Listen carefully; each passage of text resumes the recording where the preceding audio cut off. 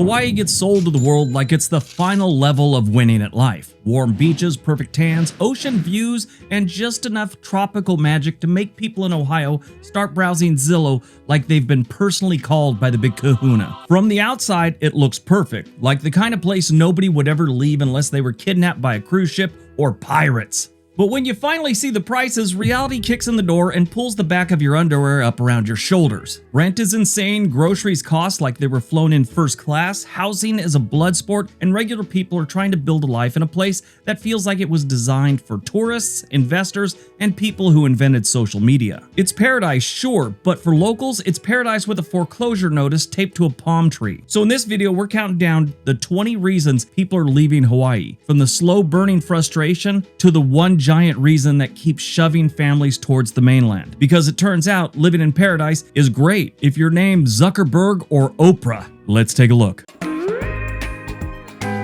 Number 20, healthcare and basics are a struggle. It's not just rent and mortgages. Healthcare, insurance, food, and everyday expenses keep stacking up until living in Hawaii starts feeling like a subscription service you forgot to cancel and can't afford. There's this thing called ALICE. It stands for Asset Limited Income Constraints Employed, meaning people working, but they still can't afford things. It's this level they get, almost like a cost of living thing. And 45% of the households in Hawaii were below the ALICE threshold in 2024, with about 13 to 14% of the population being below the poverty line. Best way to look at it, 45% of the households in Hawaii are living in actual poverty.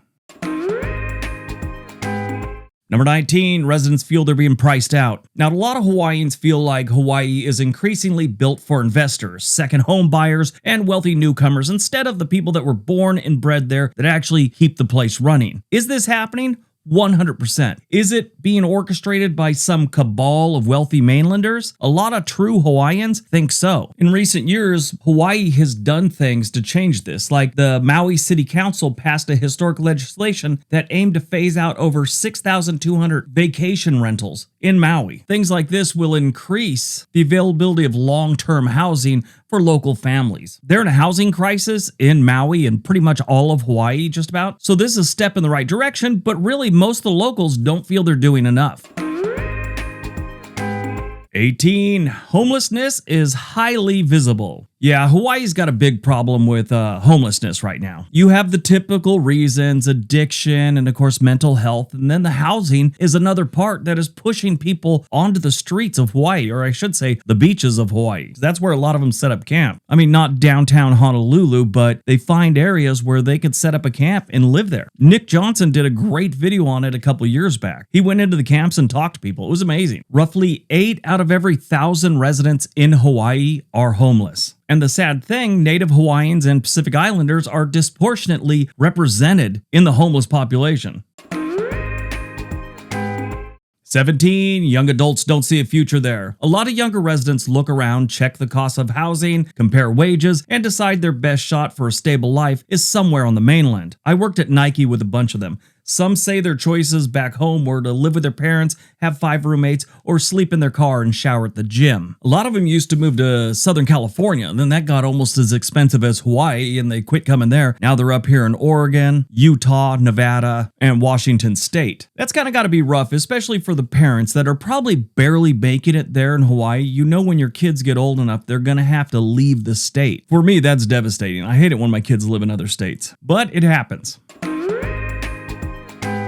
16. Families leave for more space. A small condo at a great price loses its charm when you need room for kids, a yard, and enough breathing room where you don't hear your neighbors sneeze through the wall. A lot of families live in condos and apartments in Hawaii. It's not all nice beach huts. You might be able to land an apartment, you might be able to land a condo that's reasonable for Hawaii standards, but if you start having kids, it doesn't work. At least for a lot of families. I know people in New York City going, oh, I'd love to have a condo. But for most people that live in places where the outdoors is very important, living in a condo can suck. And a lot of these families, not just the young adults, they head to the mainland looking for space and something affordable. I'm sure when you're living in that situation in Hawaii and all of a sudden you look at real estate prices in Utah and see you can get a house with a yard and 2-car garage and still be able to squirrel away $20,000 a year of your income, it starts looking really attractive to move to the mainland.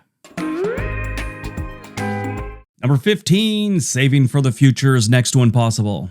Saving for the future in Hawaii can feel like you're trying to fill a bathtub with the drain wide open. You could be working full-time, doing everything right, paying your bills on time, skipping dumb purchases, and still look at your bank account at the end of the month and feel like you were mugged in broad daylight. The problem isn't always reckless spending. A lot of the time, it's just the cost of existing in Hawaii. The cost of living there leaves little room for stuff people are supposedly supposed to do when they want a stable future. Emergency fund? Nice idea. Retirement account? Maybe in another lifetime. Saving for a down payment? That starts to sound less like a goal and more like a joke your accountant tells at parties. For a lot of Hawaii residents, the financial game is not about getting ahead. It's about not falling behind, and that is exhausting. And it's also how Hawaii starts losing residents.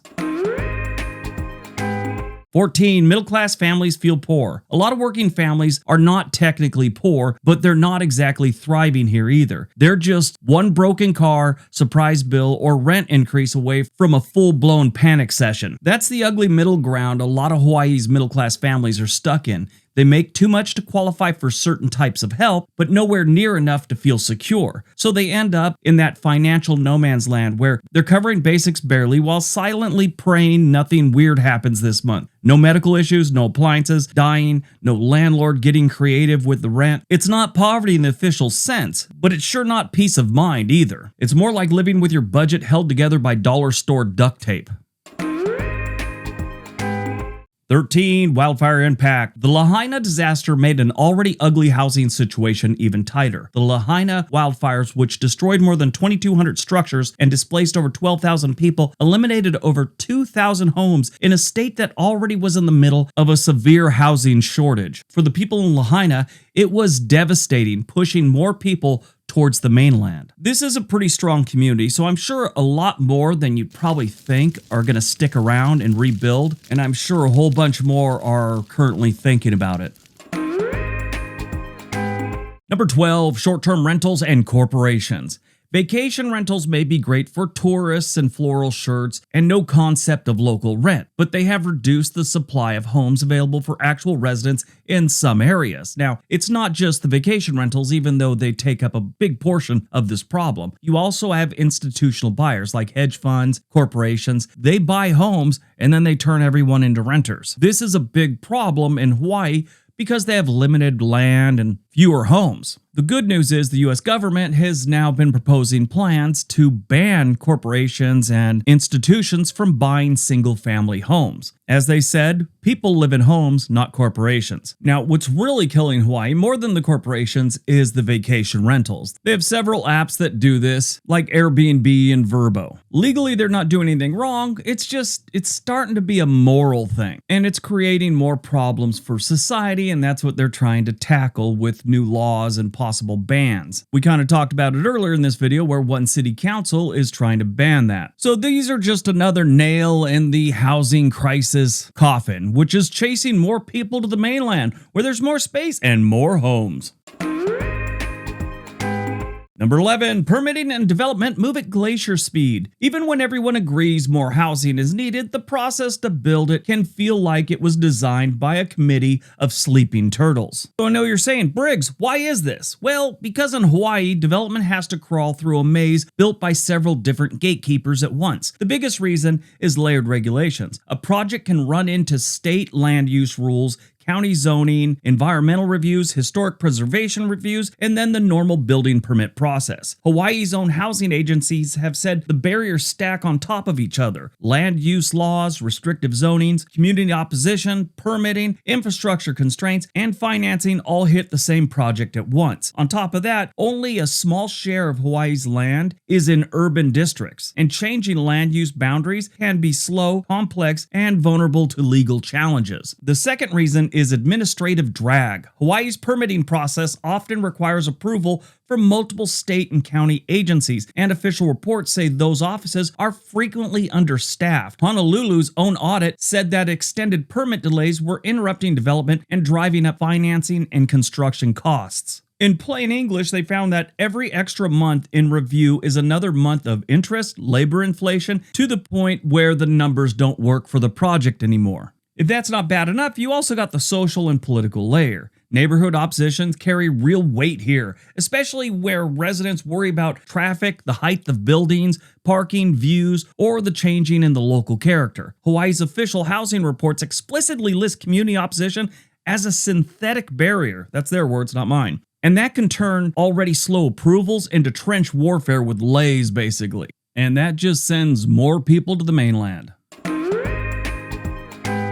Number 10, rural and island isolation. Some people eventually hit a point where being surrounded by ocean stops feeling romantic and starts feeling restrictive. You know, if you're living in California, it's a big place. There's lots of things to see, lots of places to move to. And if you don't like what's going on in California, just head over to Arizona, Oregon, Nevada, whatever. You could do things like that. Hawaii, it's a lot more complicated. And don't get me wrong, Hawaii's got plenty to do and it's beautiful, but 20, 30 years into something, you've pretty much seen it all. Or, as we've learned, you can't afford to do anything. And believe it or not, that type of isolation does wear on people. They head to the mainland.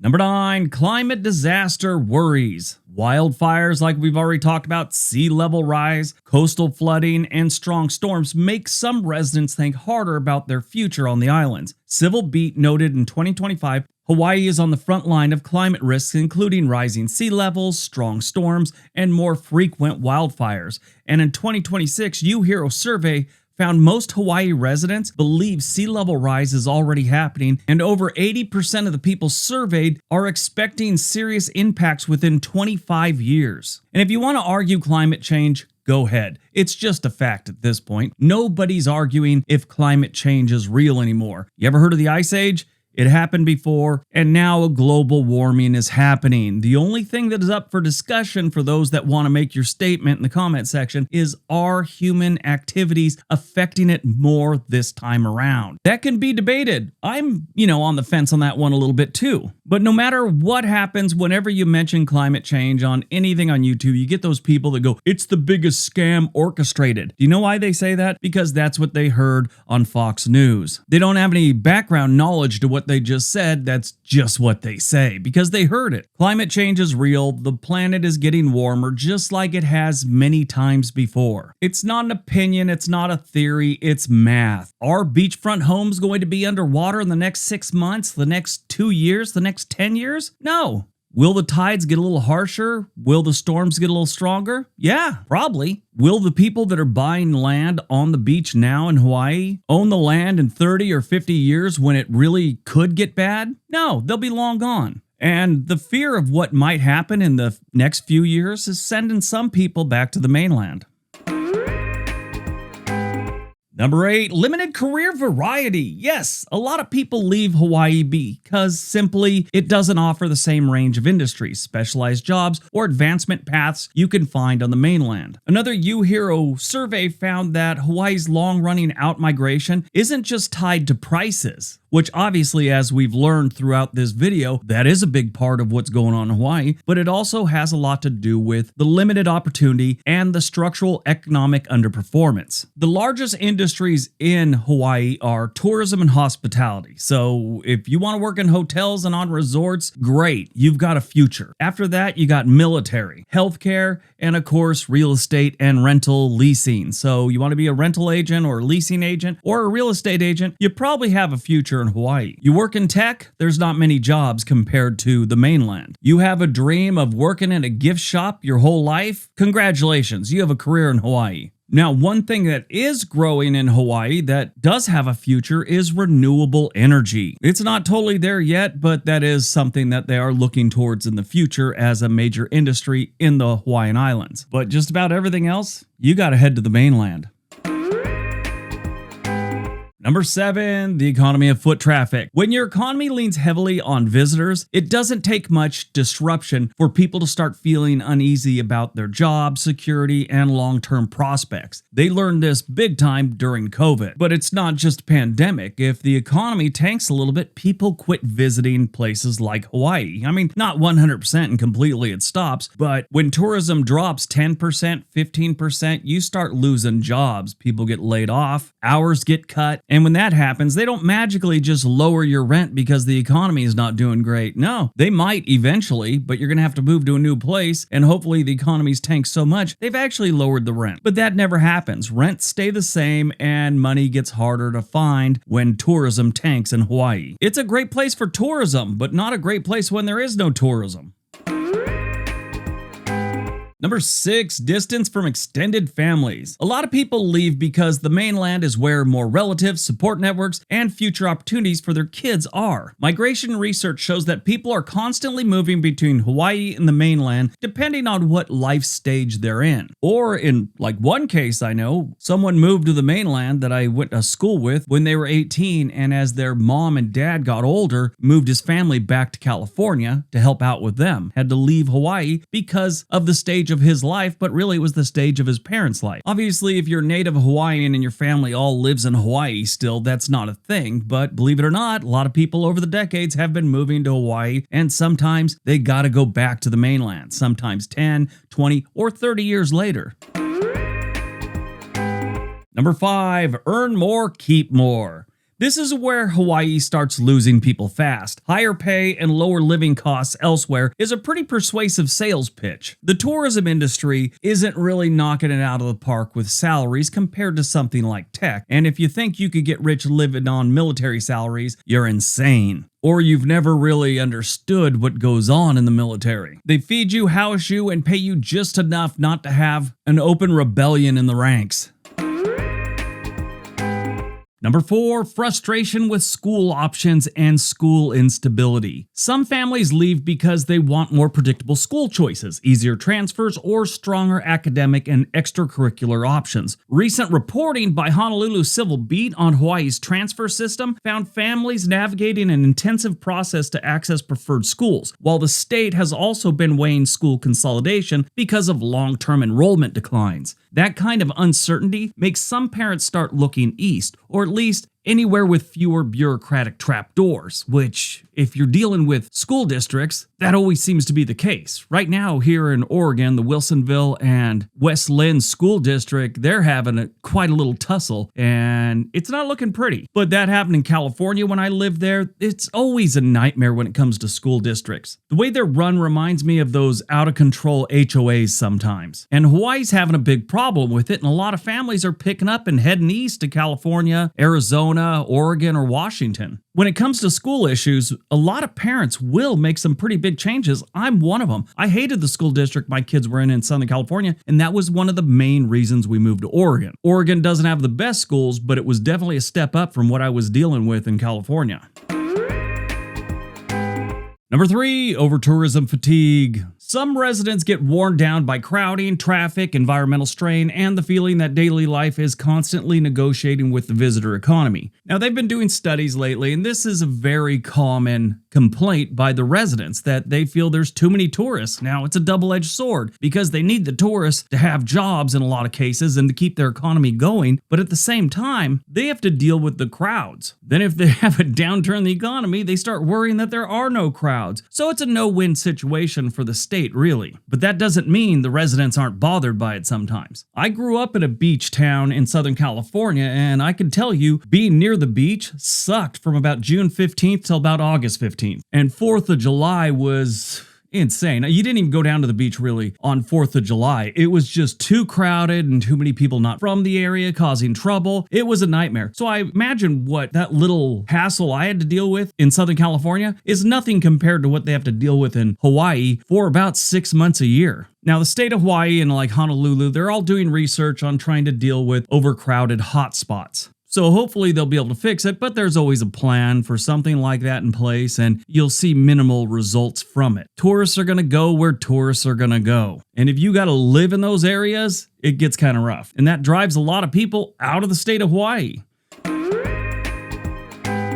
Number 2, limited access to specialized services. Some people leave because the mainland offers more hospitals, more universities, more niche activities, more business networks, or just a wider bench of everything. Another UHero study found that Hawaii's small scale and isolation limit the range of services and activities the state can viably host compared with larger mainland markets. Now, Hawaii does have some great healthcare, but it's limited in a lot of different areas, and that means there's travel for specialized care, and maybe not enough of a certain type of care on the islands, and a lot of people will head to the mainland. Now, I'm not saying that has anything to do with the healthcare workers or anything. One of the biggest problems with healthcare isn't the quality, it's the access. You can't get appointments. They don't have that type of specialist. Maybe the mainland has far better options for certain types of surgery. All these things come into play in every stage of life, but especially when you're retired or getting into your 60s and 70s. And it's not just the healthcare, it's other things too, and we've kind of already covered that in other parts of this video.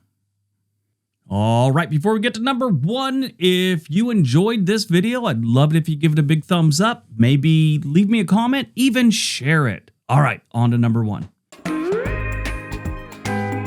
And number 1, housing costs are brutal. This is the king of the problem mountain, the final boss, the grand champion of making people pack up and head to the mainland. Home prices and rents in Hawaii are so ridiculous that at some point, living there stops feeling like a dream and starts feeling like you accidentally subscribe to a lifestyle meant for hedge fund managers, orthopedic surgeons, and that couple from California who say things like, "We just wanted something simple by the beach," while dropping $1.8 million on a bungalow the size of a photo booth. For regular people, the numbers stop making sense fast. You look at the house listing, then you look at your paycheck, then you look back at the house listing like maybe Zillow was purchased by The Onion and now they're doing satire. Rent is not much better either. You can pay a fortune every month and still end up in a place that has all the space and charm of an airport restroom with better curtains. Here's some numbers for you. The average home value in Hawaii is $823,000, while the US average currently is $360,000. And you want to rent in Hawaii? Well, the average monthly rent on all property types